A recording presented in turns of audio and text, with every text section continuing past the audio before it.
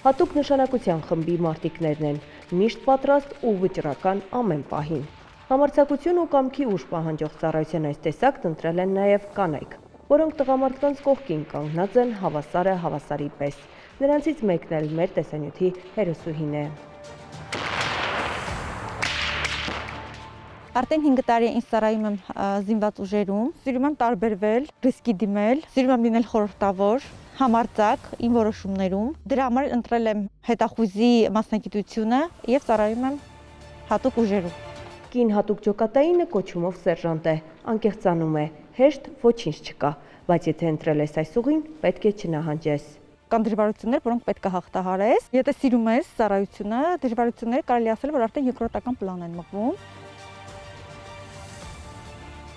Կին զինվորական անձորում, որ ծառայում ես հատուկ ուժերում, ուրիշ ձևի է հնչում, մեզ նայում են որպես թույլ էակներ, բայց ես կարողացա բոլորին ապացուցել, որ ես ուժեղ եմ եւ կարող եմ ծառայել հատուկ ուժերում եւ կարող եմ լինել իրենցից մեկը։ Դիմակի ու հատուկ հանդերձանքի ներքո գործող գեղեցիկ սեռի ներկայացուցիչը վարժված է ճկուն, հոգեպես անկոտրում, ճիշտ ինչպես բոլոր հատուկ ջոկատայինները։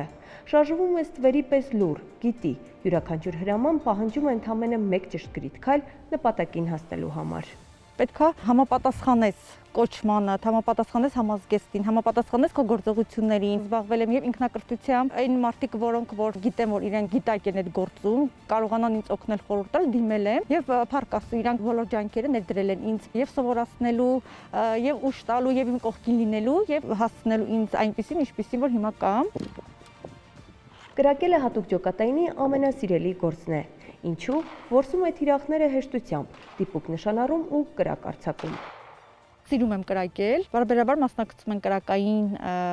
վարժանքների, կրակադաշտ են գնում եւ զինվորներին ենք պատրաստում եւ մենք ենք վերապատրաստվում ամեն հաջորդող օր ծառայության գնալիս, ցանկանում եմ գրանցել մասնագիտական այժմ, որպեսզի ցանկացածի իմ արժեվ դրված խնդիրը կարողանամ բարձր մակարդակով կատարել։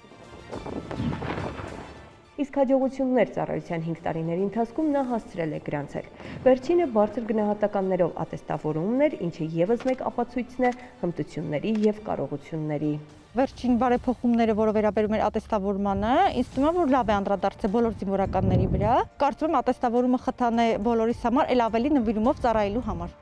Ծառայությունից դուրս կին զինծառայողին տեսնողը երբևէ չի կարող գլխի ընկնել, որ նա պրոֆեսիոնալ հատուկ ջոկատային է։ Իր հորդորն է բոլոր այն կանանց, որոնք նույնպես զինվորական դառնալու ընտրության առաջ են։ Ովքեր ցանկանում են համալրել զինված ուժերի կին զինծառայողների շարքերը, խորհուրդ կտամ, որ առանց վարանելու թող դիմեն, չվախենան, գնան իրենց երազանքների ու նպատակների հետևից։ Բոլորիս միավորում է մի գաղափար՝ պաշտպանել հայրենիքը, ապրել ազատ, անկախ, խաղաղ երկնքի տակ։ Բնականաբար բոլորս էլ կուզենանք, որ մեր ապագան, մեր երեխաների ապագան կերտենք հզոր Հայաստանում։ Հատուկ նշանակության ստորաբաժանման կին մարտիկը կոչմանը հավատարիմ, շարունակելու է լինել բանակի շարքերում, համարձակ, վճռական ու մշտապես լավագույնը լինելու ձգտումով։ Լաուրա Մամյան, Հովհաննես Գրիգորյան, Զինուշ։